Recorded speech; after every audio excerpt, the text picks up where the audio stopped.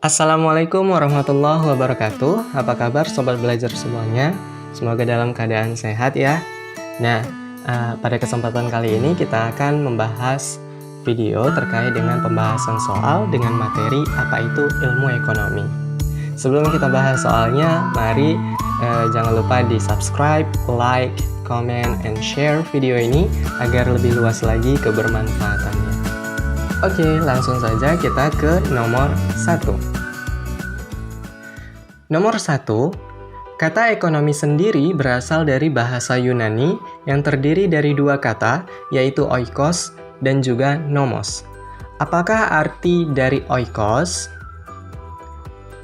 Ilmu ekonomi ini berasal dari bahasa Yunani yang terdiri dari dua kata, oikos dan nomos, dan masing-masing itu punya pengertiannya. Kalau oikos, itu artinya adalah keluarga atau rumah tangga. Kemudian nomos, itu artinya adalah aturan.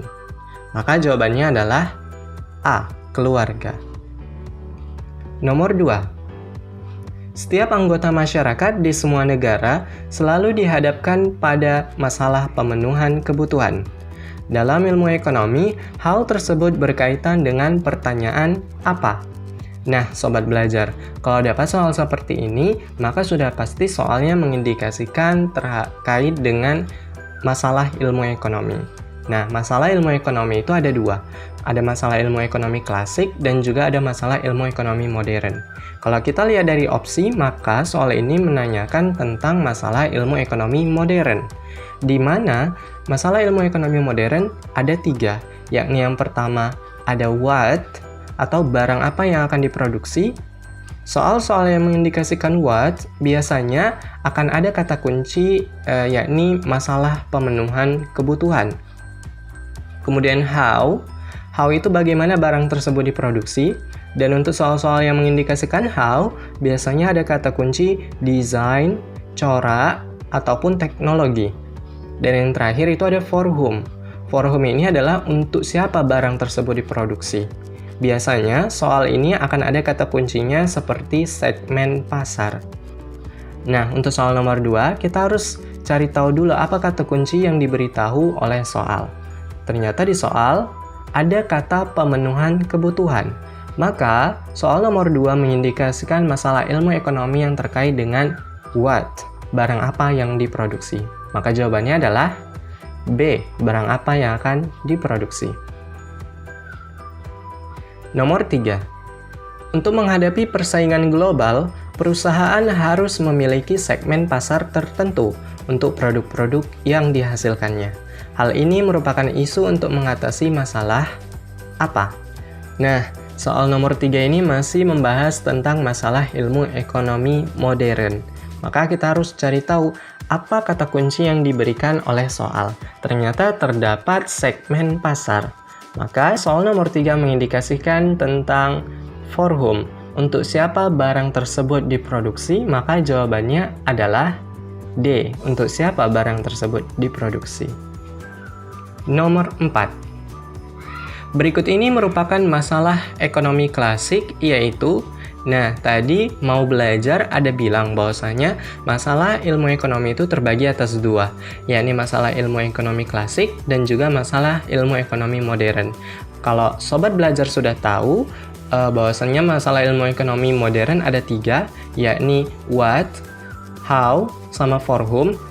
Di masalah ilmu ekonomi klasik terdapat 3 juga, yakni yang pertama ada masalah produksi, yakni bagaimana menambah nilai guna barang atau menghasilkan barang. Kemudian yang kedua, masalah distribusi, yakni bagaimana menyalurkan barang dari produsen ke konsumen. Kemudian yang ketiga, masalah konsumsi, yakni menghabiskan nilai guna barang. Maka jawabannya adalah B, produksi, distribusi, dan konsumsi. Nomor 5. Ilmu yang secara sistematis mempelajari tingkah laku manusia dalam usahanya untuk mengalokasikan sumber-sumber daya yang terbatas guna mencapai tujuan tertentu merupakan pengertian ilmu ekonomi yang dikemukakan oleh siapa? Nah, sobat belajar, kalau dapat soal yang menanyakan tentang ahli atau ekonom, maka caranya adalah dengan cara mengingat. Biasanya, setiap ekonom atau para ahli itu ketika mengemukakan teori atau pengertian, biasanya akan ada perbedaan yang cukup mencolok. Kalau berdasarkan soal nomor 5, ada kata kuncinya yakni mengalokasikan sumber-sumber daya yang terbatas guna mencapai tujuan.